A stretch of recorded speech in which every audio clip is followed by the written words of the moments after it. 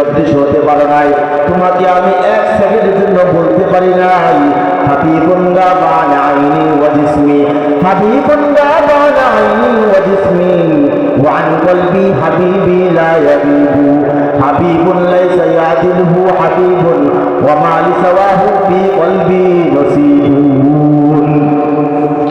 হযরত আলী রাদিয়াল্লাহু তাআলা আনহু কান্না করতেছে, এখন ফাতেমা রাদিয়াল্লাহু তাআলা আনহা কান্না করতেছে, দুজনে কান্না করতেছে। এদিক দিয়ে হাসান হুসাইন রাদিয়াল্লাহু তাআলা আনহু বাহির থেকে খেলাধুলা শেষ করে আয়েশা ভিতরে ঢুকলেন। ঘরে প্রবেশ করে দেখতেছে আব্বাও কান্না করতেছে, মাও কান্না করতেছে। জিজ্ঞাসা করে, মা আপনি কেন কান্না করেন, বাবা আপনি কেন কান্না করেন? যখন অতিরিক্ত হয়ে গেছে আমার হযরত ফাতেমা রাদিয়াল্লাহু তাআলা আনহা বলতেছে, ও আমার সন্তানরা তোমরা যাও, তোমরা নানার বাড়িতে যাও। নানার কথা বললে নাতিরা পাগল হয়ে যায়, নানার কথা বললে নাতিরা পাগল হয়ে যায়। এক দৌড় দিয়ে জঙ্গলকে চলে গেলেন। ওইখানে যাইয়া লাফালাফি করতেছে, খেলাধুলা করতেছে। এটা কোনো বিস্তার কিছু না। নবী করিম সাল্লাল্লাহু আলাইহি সাল্লাম যখন জীবিত ছিলেন, নামাজের অবস্থায় ছিলেন, তখন হাসান এক কাঁধের উপর, হুসাইন আরেক কাঁধের উপর খেলাধুলা করতেন। শত শত মানুষ জঙ্গলকে জিয়ারত করে, কিন্তু নানা নিচ থেকে কথা বলে, উপর থেকে নাতিরা উত্তর দেয়, উপর থেকে নাতিরা কথা বলে, নিচ থেকে নানা উত্তর দেয়। মিয়ানে আশিকু মাশুক তরমজিদ, মিয়ানে আশিকু মাশুক তরমজিদ, কিরামান কাতিবিল্লাহান খবরলিস। নবী করিম সাল্লাল্লাহু আলাইহি সাল্লাম বলতেছেন, ও আমার নাতিরা, তোমরা এখানে এই সময় কিসের জন্য আসলা? তখন বলতেছেন, আম্মাও কান্না করতেছে, মাও কান্না করতেছে, এখানে আসার জন্য বলেছে। তখন নবী করিম সাল্লাল্লাহু আলাইহি সাল্লাম বলতেছেন, ও আমার নাতিরা, বুঝলা না, বুঝলা না, যাও যাও, শেষবারের মতো তোমাদের মাকে তোমরা দেখে নাও। আজকের পর থেকে আর তোমার মাকে আর দেখতে পারবা না। এই কথা বলার পর হাসান হুসাইন রাদিয়াল্লাহু তাআলা আনহু একজন যে বাড়িতে চলে আসলেন। বাড়িতে চলে আইসো তারাও কান্না করতেছে। এবার হযরত ফাতেমা রাদিয়াল্লাহু তাআলা আনহা জিজ্ঞাসা করতেছে, ও হাসান হুসাইন তোমরা কেন কান্না করো? এবার হাসান হুসাইন বলতেছে, মা আর বললেন লাগবে না, আমাদেরকে নানা গান সব বলে দিয়েছে, আমাদেরকে নানা গান সব বলে দিয়েছে। আজকের পর থেকে আমরা আপনাকে আর পাইবে না, আপনার চেহারা ভালো করে দেখার জন্য বলেছে। এখন তো হযরত ফাতেমা রাদিয়াল্লাহু তাআলা আনহা আরো কান্না করতেছে, আরো অসুস্থ বেড়ে গেছে, জ্বর বেড়ে গেছে, বিছানায় শুয়ে পড়ছে। এবার হযরত ফাতেমা রাদিয়াল্লাহু তাআলা আনহা হাসান হুসাইনকে ডাক দিয়ে বলতেছে, তোমার আব্বাকে ডেকে নিয়ে আসো। হযরত আলী রাদিয়াল্লাহু তাআলা আনহু যখন ঘরে প্রবেশ করলেন, এবার হযরত ফাতেমা রাদিয়াল্লাহু তাআলা আনহা বলতেছে, ও আমার প্রাণের স্বামী, আমার মৃত্যুর সময়, আমার মৃত্যুর পর, মৃত্যুর আগে আপনার সাথে আমার দুইটা কথা। একটা কথা হলো, যেদিন থেকে আপনার ঘরে আমি প্রবেশ করলাম, ওই দিন থেকে আপনার সেবা আমি ঠিক মতো করতে পারি নাই, আপনার খেদমত আমি করতে পারি নাই। আমি তো রাহমাতুল্লিল আলামিনের মেয়ে, আমি তো নবীর মেয়ে। যদি আজকে আমাকে মাফ না করেন, হাসরের মাঠে আমার জন্য আমার আব্বা জান লাঞ্ছিত হবে। আমি চাই না আমার জন্য আমার আব্বা জান শর্মিন্দা হোক। আজকে আপনি আমাকে মাফ করে দেন না। এই কথা বলার পর হযরত আলী রাদিয়াল্লাহু তাআলা আনহু চট করে ফাতেমার হাতে ধরে বললেন, ও ফাতেমা, তুমি কি বলতেছো? তুমি কি বলতেছো? তোমাকে যেদিন আমার ঘরে নিয়ে আসলাম, তোমাকে যেদিন তোমার আব্বা আমার হাতে দিয়েছে, ওই দিন থেকে আমি তোমাকে এক বেলা ভালো খাবার খাওয়াইতে পারি নাই, এক বেলা ভালো খাবার খাওয়াইতে পারি নাই, ভালো পোশাক পরিধান করাইতে পারি নাই, ভালো বিছানায় শোয়াইতে পারি নাই। আজকে তুমিও আমাকে মাফ করে দাও। এখন থেকে আমাদের শিখতে হবে দুইটা জিনিস, যে স্বামী স্ত্রীর মধ্যে কি মহব্বত দেখেন। আর আজকের সমাজে আমাদের সমাজে স্বামী স্ত্রী কি ঝগড়া ফাসাদ লেগে থাকে, অথচ তারা এরকম মহব্বত ছিল, একজন আরেকজনের কাছে মাপ চাইতেছে, একজন আরেকজন ক্ষমা চাইতেছে।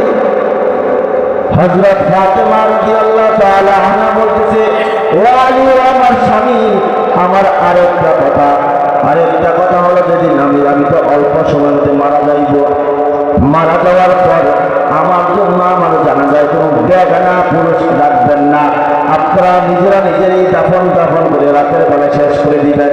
এই কথা বলার পর হযরত আলী রাদিয়াল্লাহু তাআলা আনহু বলতেছে, ও ফাতেমা, তুমি কি বলতেছ? তুমি তো রাহমাতুল লিল আলামিন, তুমি তো সরদার আলম, দুজানের বাদশার মেয়ে। তোমার কথা শুনে, তোমার মৃত্যুর খবর শুনে যাকে মানুষ আসবে, তুমি এই কথা কি বলতেছ? এবার ফাতেমা বলতেছেন, স্বামী আমার, বুঝলেন না, ও আমার স্বামী, যেদিন বেগানা নারী বেগানা পুরুষে আসবে, কিন্তু আমার চেহারা দেখবে না ঠিক, কিন্তু আমার শরীর গঠন দেখবে। নবীর মেয়ে কতটুকু লম্বা ছিল, কতটুকু মোটা ছিল, কতটুকু দৈহিক গঠন ছিল, এতটুকু পর্দা লঙ্ঘনের জন্য যদি আমাকে হাসরে মাঠে আল্লাহ রব্বুল আলামিন ধরেন যে তুমি তো নবীর মেয়ে ছিলা, তুমি কেন পর্দা লঙ্ঘন করলা, এই অল্প সময়ের জন্য আমাকে ধরেন, তাহলে আমি কি জবাব দিব? ভাই দুস্থ বুজুর্গ, দেখেন অল্প সময় পর্দা কতটুকু খরচ করেছে, যে মৃত্যু হয়ে গেছে ফাতেমার, মৃত্যুর পরেও যেন বেগানা পুরুষরা তার লাশের যে আকৃতি কতটুকু মোটা ছিল, কতটুকু লম্বা ছিল, এটাই যেন না দেখে। আর আজকের সমাজে আমরা বেপরদা বেহায়া ঘোরাফেরা করতেছি, অথচ কোন মহিলা, যে মহিলা জান্নাতের সার্টিফিকেট দুনিয়াতে পেয়ে গেছে, আর আজকে আমাদের সমাজে আমাদের মা বোনেরা কিভাবে চলাফেরা করে, বাজারে বন্দরে মার্কেটে ঘোরাফেরা করতেছে। এই জন্য বলা হয়েছে, একজন মহিলার জন্য 4 জন পুরুষ জাহান্নামে যাবে। কয়জন পুরুষ বলেন? আমার সাথে কথা বলেন, কয়জন পুরুষ যাবে? 4 জন। প্রথম হলো বাবা, বলেন সবাই। প্রথমে কে? বাবা।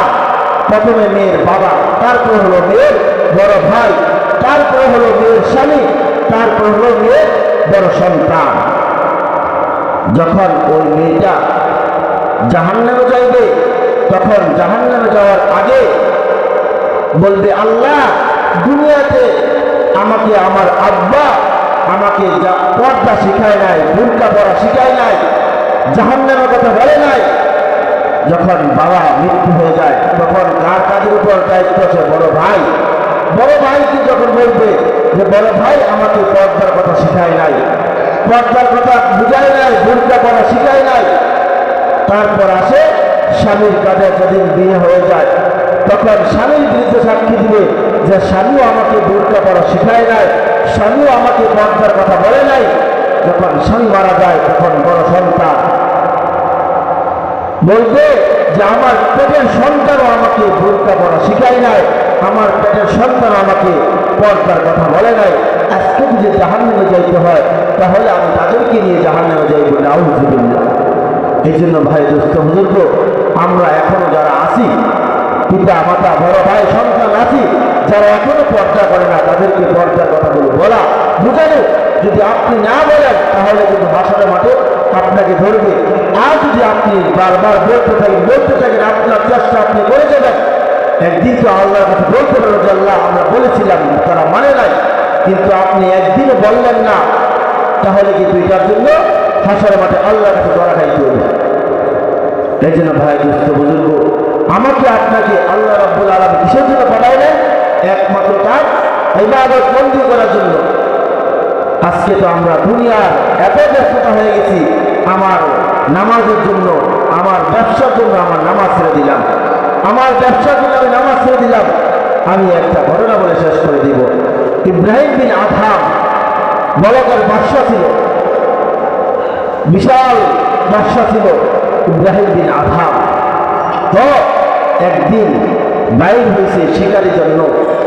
যখন বের হলেন শিকারের জন্য, তখন খাদেমকে বলে দিছে যে আমার যে রুমটা আছে, এটা তুমি সুন্দর করে পরিষ্কার করবা। ইব্রাহিম আদহাম বেড়ে গেলেন। ওই রুমে আর কোনোদিন কোনো মানুষ প্রবেশ করে নাই। এবার একটু সুযোগ পাইলেন খাদেম, যখন ভিতরে প্রবেশ করলেন, ভিতরে প্রবেশ করে দেখতেছে এত সুন্দর পরিবেশ, সে সময় ঘুরতেছে যে বাদশা তো আসতে অনেক দেরি হবে। যখন বিছানার মাঝে হাত লাগলো, হাত লাগার পর ওই বান্দিটার দিলটা ঠান্ডা হয়ে গেছে। এবার বান্দি বলতেছে যদি হাত লাগার পর যদি দিলটা ঠান্ডা হয়ে যায় তাহলে একটু বসে থেকে কি মন লাগে। তখন ওই বান্দিরা যখন ওই বাদশার বিছানায় ঘুমায় পড়লেন, এদিক দিয়া বাদশা মলকের বাদশা ইব্রাহিম আদম ঘরে প্রবেশ করলেন। ঘরে প্রবেশ করে দেখতেছে বান্দিটার বিছানায় শুয়ে আছে, কোনো কথা না বলে ইব্রাহিম বিন আদম তার ঘর থেকে চাবুক নিয়ে এত বেতাঘাত করলেন, 100 বেতাঘাত করলেন, অনেক গালিগালাজ করতেছেন। এবার যখন 100 বেতাঘাত করলেন তখন বান্দি ঘরে বেরিয়ে আসতেছে। দরজার পাশে আইসা ইব্রাহিম বিন আদমের দিকে তাকাইয়া মুস্কি হাসি দিলেন, মুস্কি হাসি। এখন তো ইব্রাহিম বিন আদম আরো রাগান্বিত হয়ে গেলেন, 100 বেতাঘাত বলো সে আবার হাসতেছে, সে কি আমার সাথে ঠাট্টা করতেছে কিনা। এবার ধমক দিয়ে বলতেছে তুমি কেন হাসলা বলো। এবার বান্দি চিন্তা করলেন আমি তো একটু সুযোগ পাইলাম বলে দেই। বলতেছে ইব্রাহিম বিন আদম আমি সামান্য সময় আপনার বিছানায় শোয়ার কারণে আমি 100 বেতাঘাত খাইলাম। যারা বৎসর কি বৎসর, মাস কি মাস আল্লাহর গোলামি না করে আরামদায়ক বিছানায় শুনতেছে, না জানি তাদের কি অবস্থা হয়। আল্লাহু আকবার। এই কথা বলে ইব্রাহিম বিন আদমের দিলের মধ্যে একটু লজ্জা লাগলো। বান্দিটা কি বললো, অল্প সময় শুয়েছে বান্দিটা, তাকে 100 বেতাঘাত করেছি, আর আমরা যে বিছানায় শুয়েছি মাস কি মাস, বৎসর কি বৎসর, আমাদের যদি কোন অবস্থা হয়। বাদশার ভিতরে একটু চিন্তা লাগলো, খাওয়া নাই, ঘুম নাই, শুইতে যায়, ঘুমাইতে যায়, ঘুম চোখে আসে না। এখন বাদশা সিংহাসনের চেয়ারে বসলেন। সিংহাসনের চেয়ারে বসার পর রাজা বাদশার ঘরের সামনে দিয়ে এক লোক যাইতেছে, মুসাফির বলতেছে ও বাদশা এটা তো মুসাফির খানা, এখানে কি আমি থাকতে পারবো কিনা। এই কথা বলার পর বাদশা আরো রাগান্বিত হয়ে গেলেন, কি বলতেছো, এটা মুসাফির খানা, তুমি দেখতেছো না এটা বলার পর বাদশা ইব্রাহিমের রাজমহল, তুমি এটা কিভাবে বলতেছো বলো এটা মুসাফির খানা। তখন ওই মুসাফির বলতেছে ও বাদশা তাহলে ঠিক আছে, আপনার আগে এই রাজমহলের কে মালিক ছিল বলে আমার বাবা, বলে এর আগে কে ছিল বলে আমার দাদা, বলে এর আগে কে ছিল বলে আমার পর দাদা, বলে আপনার পরে এই রাজমহলের কে মালিক হবে বলে আমার ছেলে, তারপরে কেউ আমার ছেলের ছেলে। তখন ওই মুসাফির বলতেছে ও বাদশা এটা কি মুসাফির খানা না বলে কি খানা, এখানে তো কেউই থাকতে পারবে না। এই কথা বলার পরে বাদশার দিলের মাঝে আরেকটা ধাক্কা লাগলো যে মুসাফির কি বললো। এখন বাদশার চোখে ঘুম নাই, চিন্তা। যখন রাতের বেলা ঘুমাইতে গেলেন, ঘুমানোর পর যখন শুয়ে পড়লেন, শোয়ার সাথে সাথে দেখতেছি বলদের বাদশার উপরে ছাদের উপরে কে জানি কথা বলতেছে, কি জানি তালাশ করতেছে, ধমক দিয়ে বলতেছে উপরে কে, বলে আমি কি করতেছে, করার পরে আমি ঘোড়া তালাশ করতেছি। এবার বাদশা আরো রাগান্বিত হলো, এ বেআকল, ছাদের উপর কেউ কি ঘোড়া তালাশ করেন। এবার উপর থেকে আওয়াজ আসে, যদি আমি বেআকল হই, যেরকম ভাবে ছাদের উপর ঘোড়া তালাশ করা যাবে না, যায় না এই গভীর অন্ধকারে, ঠিক ততরূপ ভাবে এত আরামদায়ক বিছানায় শুয়ে আমার আল্লাহকে পাওয়া যাবে না। আল্লাহু আকবার। এই কথা বলার পর বাদশার দিলের মাঝে আরেকটা ধাক্কা লাগলো। এবার আর বাদশা বুঝতে বাকি নাই, সমস্ত রাজমহলে সবাইকে দায়িত্ব ইয়া বৈশা বলতেছে, সবাইকে দায়িত্ব দিয়ে বাদশা চলে গেলেন, জঙ্গলে চলে গেলেন। জঙ্গলে যাই আল্লাহ ইবাদত করতেছে। এবার তো রাজমহলে সবাই বলতেছে আমরা কি অপরাধ করলাম বাদশার সাথে, বাদশা আমাদেরকে ছেড়ে চলে গেছেন। সকলে মিলে ওই জঙ্গলে গেলেন, বলতেছে বাদশা জাহাপানা আপনার সাথে আমরা অন্যায় করেছি, অপরাধ করেছি, আমাদেরকে মাফ করে দিন, আপনি আমাদের সাথে চলুন। বলতেছে ইব্রাহিম বিন আদম না না, তোমরা আমার সাথে কোনো বেয়াদবি করো নাই, কোনো অন্যায় করো তোমরা আমার খবর দেখতে চাও? দেখো, ওই বাদশার সাথে একটা পয়সা ছিল, ওই পয়সাটা নদীর পাশে বানানোর পর বলতেছে, ও আমার মাতলুক, আল্লাহর মাতলুক, আমার সেই পয়সাটা উঠায় নিয়ে আসো। ওই পুকুর থেকে, ওই নদী থেকে শত শত মাছ স্বর্ণের পয়সা উঠায় নিয়ে আসছে। তখন ইব্রাহিম আদম বলতেছে, না, আমি যে পয়সাটা ফেলাইছি ওই পয়সাটা আমার লাগবে। তখন আরেকটা মাছ ডুব দিয়ে ওই পয়সাটা নিয়ে আসলো। ওইখান থেকে বুঝাইছেন রাজমহল সকলকে বুঝাইছি, দেখো আমি তো শুধু তোমাদের মালিক ছিলাম, এখন আল্লাহ রাব্বুল আলামিন আমার জন্য সমস্ত মাখলুকের মালিক বানিয়ে দিয়েছেন। সুবহানাল্লাহ। দেখতে পাচ্ছেন, সমস্ত রাজমহল সাইদা আল্লাহর জন্য চলে গেছেন জঙ্গলে। এখন আমাদের জঙ্গলে যাইতে হবে না, আমরা যে বাড়িতে আছি ওই বাড়ি থেকেও যদি আমরা আল্লাহর ইবাদত করতে পারি, আল্লাহর বন্দেগী করতে পারি, তাহলে আল্লাহ রাব্বুল আলামিন আমার আপনার জন্য পুরস্কার রয়েছে, পুরস্কার রয়েছে।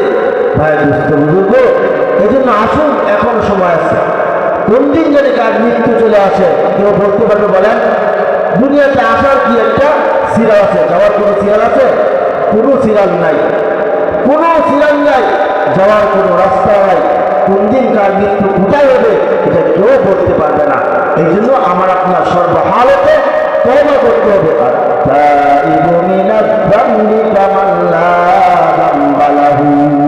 তওবাকারী ওই ব্যক্তির মতো যার কোন গুনাহ থাকে না। আমি হাদিস পড়েছিলাম, নামাজের যে হাদিসের মধ্যে বলা হয়েছে, أول ما يحاسب به العبد يوم القيامة من عمله صلاته فإن صلحت فقد أفلح وانجح وإن فسدت خاب وخسر। হাসরের মাঠে যখন আল্লাহ রাব্বুল আলামিন আমাকে আপনাকে উঠাইবেন, জিজ্ঞাসা করবে না, হে আব্দুল জব্বার, হে আব্দুল সত্তার, তুমি কয় টাকার মালিক ছিলা, তুমি কতটুকু জমির মালিক ছিলা, এগুলো প্রথমে জিজ্ঞাসা করবে না। প্রথমে জিজ্ঞাসা করবে তোমার নামাজের কি খবর, তোমার নামাজের কি অবস্থা। যখন নামাজের হিসাব মিলে যাইবে, লা খাউফুন আলাইহিম ওয়ালা হুম ইয়াহজানুন, ওই দিন আমার আপনার কোনো চিন্তা থাকবে না, কোনো পেরেশানি থাকবে না। আর হাদিসের মধ্যে বলা হয়েছে, যারা পাঁচ ওয়াক্ত নামাজ সঠিক মতো আদায় করবে, আল্লাহ রাব্বুল আলামিন 5টা পুরস্কার দিবেন। এর মধ্যে একটা পুরস্কার হলো দুনিয়াতে যে আমরা সকাল থেকে সন্ধ্যা পর্যন্ত রিজিকের জন্য বের হয়ে যাই, এই রিজিকের অভাব দূর করে দেবেন। বলেন সুবহানাল্লাহ। আজকে কিন্তু আমার আপনার সেই দিনে একই না, বিশ্বাস নাই। অথচ বনি ইসরায়েলের জমানায় এমন একটা যুগ ছিল, আসমান থেকে খাবার নিয়ে আসতো, আসমান থেকে খাবার আসতো, তারা কোনো কাজ করতো না। কিন্তু আল্লাহ রাব্বুল আলামিন যেহেতু রিজিকের ব্যবস্থা করে দিয়েছেন, এই জন্য আমরা রিজিকে তালাশ করবো, আমাদের রিজিকের ব্যবস্থা আল্লাহ রাব্বুল আলামিন ভাগ করে দিবেন। এবং যদি আমরা 5 ওয়াক্ত নামাজ সঠিক মতো আদায় করি, তাহলে আমার আপনার রিজিকের জন্য টেনশন করতে হবে না। এমন কোনো নজির নাই যে একবেলা না খেয়ে মানুষ মারা গেছে, আছে? নাই। আল্লাহ রাব্বুল আলামিন কোনো না কোনোভাবেই তাকে খাওয়াতেছেন, পালতেছেন। আরে ফেরাউন তো বড় বাদশা ছিল, সে তো আল্লাহর জালেম ছিল, তাকে কি আল্লাহ পালেন নাই? অবশ্যই পালেছে। তো আমরা তো মুসলমান, আমরা তো ইমানদার বান্দা, আমরা যদি আল্লাহ করবে কি? বলেন, আমাদের উপর সেই দায়িত্ব চলে আসছে। নবীরা যে কাজ করেছে সেই কাজের দায়িত্ব হলো আমার আপনার উপর। আমরা কি করতে হবে? নামাজ পড়তে হবে, হালাল খাইতে হবে, অন্যের হক থেকে বাইচা চলতে হবে। আজকে দুনিয়াতে আমরা একসাথে চলাফেরা করি, বাজারে যাই, একসাথে চায়ের দোকানে চা খাই, কিন্তু দেখা যায় এক বন্ধু আজান দেওয়ার পর নামাজে চলে যায়, আর এক বন্ধু ওই চায়ের সাথে বসে থাকি। মা সালাকাকুম ফি সাকার, যখন জান্নাতীরা জান্নাতে যাইবে, জাহান্নামীরা জাহান্নামে যাইবে, তখন জান্নাতীরা জাহান্নামীদেরকে বলবে, মা সালাকাকুম ফি সাকার, বন্ধু দুনিয়াতে তো আমরা একসাথে চলাফেরা করেছি, আজকে তুমি কোন কারণে জাহান্নামে যাইতেছ? তখন ওই বন্ধু উত্তর দিবে, ক্বালু লাম নাকু মিনাল মুসাল্লিন,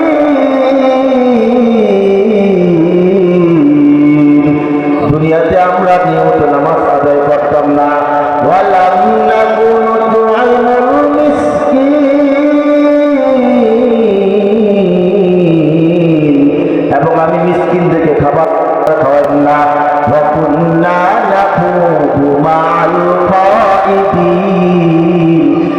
ইসলাম তো মানতাম না, বরং ইসলামের আরো সমালোচনা করতাম, ইসলামকে নিয়ে আমি আরো কটূক্তিবাজি করতাম।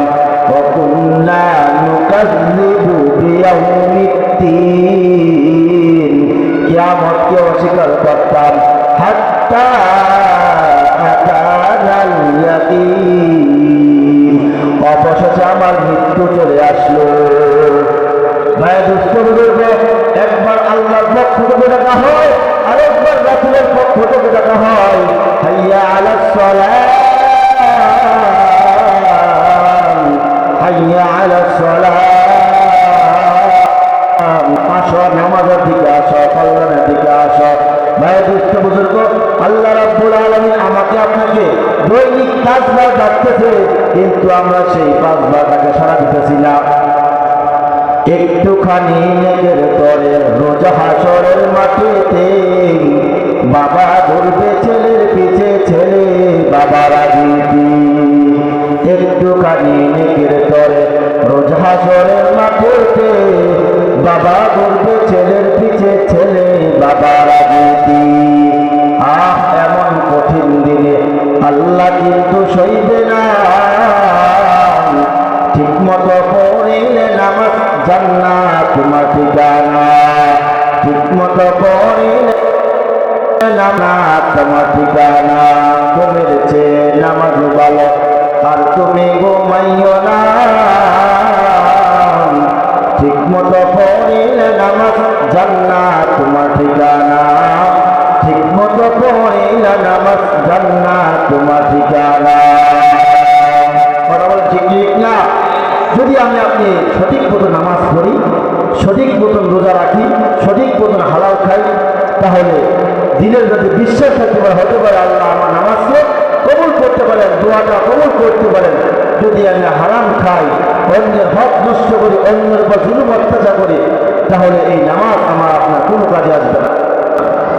দেখেন আল্লাহ বলেন, কুল ইয়া ইবাদিয়াল্লাযীনা আসরাফু আলা আনফুসিহিম লা তাকনাতু মির রাহমাতিল্লাহ ইন্নাল্লাহা ইয়াগফিরুয যুনুবা জামিআ ইন্নাহু হুয়াল গফুরুর রহিম। हकीकत से तो दुनिया बेखबर है, दुनिया की नुमाइश पर नजर है। नबी गोयत कि आज दुनिया जुदा बाहर कारी के बासी बात दादा। আল্লাহ রাব্বুল আলামিন বলেন, ও আমার বান্দারা, তোমরা নিজেরা যদি ভালো যে নিজেদের উপরে অনেক জুলুম অত্যাচার করেছ, কোনো চিন্তা নাই, কোনো পেরেশানি নাই, লা তাকনাতু মির রাহমাতিল্লাহ, কোনো ভয় নাই, তোমরা আমার কাছে ক্ষমা চাও, আমার কাছে মাফ চাও, আমি তোমাদেরকে মাফ করে দিব, আমি তোমাদের সমস্ত গুনাহগুলো মাফ করে দিব। বনি ইসরাঈল জমানায় এক যুবক, সে 99টা মানুষ খুন করার পর, 99টা মানুষ খুন করার পর তার দিলের মাঝে আল্লাহর ভয় জন্মাইছে। আল্লাহর যখন ভয় জন্মাইল, তখন কোথায় গেলে তার কবরবে, কোথায় গেলে সে আমার আল্লাহকে পাইবে, এরকম ভাবে ওই জমানায় পাদ্রী ছিল। পাদ্রীকে জিজ্ঞাসা করলো যে আমি তো 99টা মানুষ খুন করলাম, আমার কোনো মাপের রাস্তা আছে কিনা, আমার কোনো ক্ষমার রাস্তা আছে কিনা? ওই পাদ্রী বললো, সর্বনাশ, তোমার কোনো ক্ষমার রাস্তা নাই।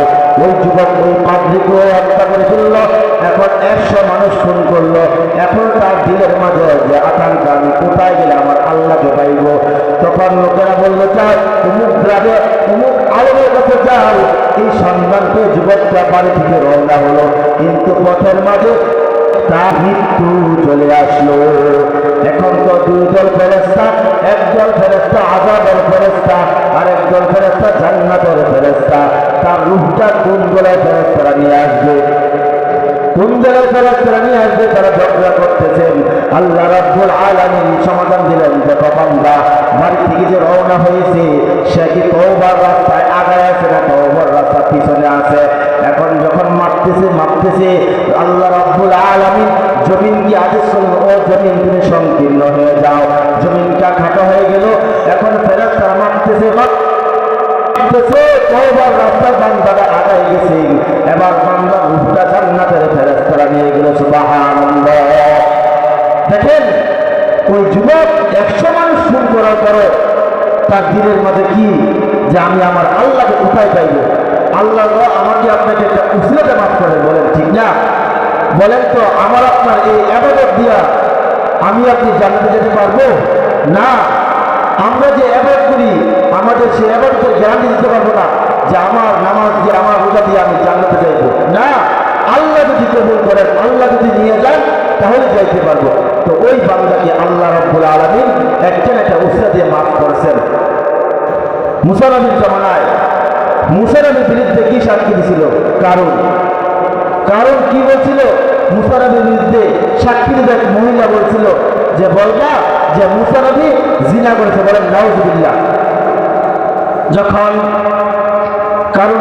কারণ এই মহিলাকে বলল তুমি এই সাক্ষী দিবা, তখন এই মহিলা যখন বসা থেকে দাঁড়ায় গেলেন, যখন দাঁড়ায় যাওয়ার পর জবান বন্ধ হয়ে গেছে, আবার বসে গেলেন, জবান চালু হয়ে গেছে।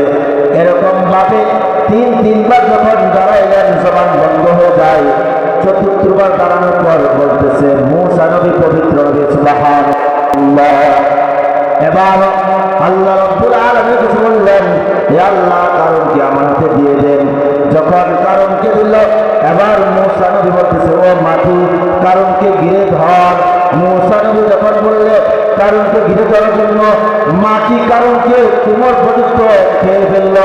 এখন পাথর যা নিক্ষেপ করলো, কারণ বলতেছে ও মুসা আমাকে মাফ করে দাও, ক্ষমা করে দাও। এরকম চিল্লাচিল্লি করতেছে। যখন কারণ হত্যা হয়ে গেছে, এবার ডাক দেখছে আল্লাহ রাব্বুল আলামিন বলেন, হে মুসা তুমি কারণকে ক্ষমা করতে পারো নাই। যদি কারণ আমাকে একবার বলতো আল্লাহ আমাকে ক্ষমা করে দাও, আমি আল্লাহ সেই কারণকে ক্ষমা করে দিলাম। কেননা যে কারণকে আমি বানাইলাম আমার চন্দ্রের আলো সূর্যের আলো ভোগ করাইলাম, ওই কারণ যদি আমার কাছে একবার ক্ষমা চাইতো আমি তাকে ক্ষমা করে দিতাম। যে কারণে এত সম্পদ ছিল যে 70টা উট, কিতাবে লিখছেন 70টা উট তার চারি বহন করত। এত সম্পদ ছিল। ওই কারণ যদি আল্লাহ বলেন যদি একবার যদি কারণ মুসা আমার কাছে মাফ চাইতো আমি কারণকে মাফ করে দিতাম। তো আমরা তো এখানে যারা বসা আছি মানুষ শুরু করেছি না, মদ খাই নাই, জুয়া খেলি নাই, এমন কোনো অপরাধ করি নাই যে অপরাধ আমাকে আল্লাহ রাব্বুল আলামিন মাফ করবেন না। হতে পারে আমার আপনার জীবন থেকে নামাজ ছুটে গেছে, আমার আপনার জীবন থেকে রোজা ছুটে গেছে, আমার আপনার জীবন থেকে হালাল খাবার ছুটে গেছে।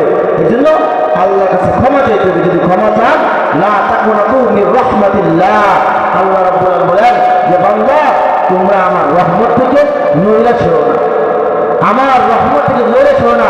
তোমাদের দিলের মাঝে এই চিন্তা আইলো না যে আল্লাহ মনে হয় মাফ করবেন না। অবশ্যই কি মাফ করবেন।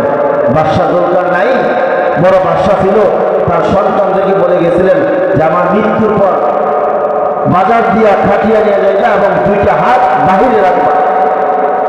তখন বলতেছে কেন? সন্তানরা বলছে আব্বা কিসের জন্য? বলে এটা বুঝানোর জন্য যে আমি যে এত বড় বাদশাহ ছিলাম, মানুষ যেন এটা বুঝে যে কি নিয়ে গেল। তখন বাদশার ছেলেরা যুলকারনাইন বাদশাহ মৃত্যু হওয়ার পর বাজার দিয়া হাইটা নিয়ে যায় আর 2টা হাত বাহির দিয়ে নিয়ে আসে। যারা ইমানদার, সমঝদার, বুঝদার, জ্ঞানী তারা দেখতেছে যে দেখো এত বড় বাদশাহ ছিল, সে কি দেখতেছে 2টা হাত খালি করে যাইতেছে, শুধু যাইতেছে নেক আমল। বলেন তার সাথে কি ধন সম্পদ গেছে না? শুধু নেক আমল। আর বেঈমান মুশরিক কাফের তারা বলে এক বাদশাহ দুনিয়াতে 22টা ছিল, তার মরার পর আরো লাগবে, এই জন্য 2 হাত দিচ্ছে।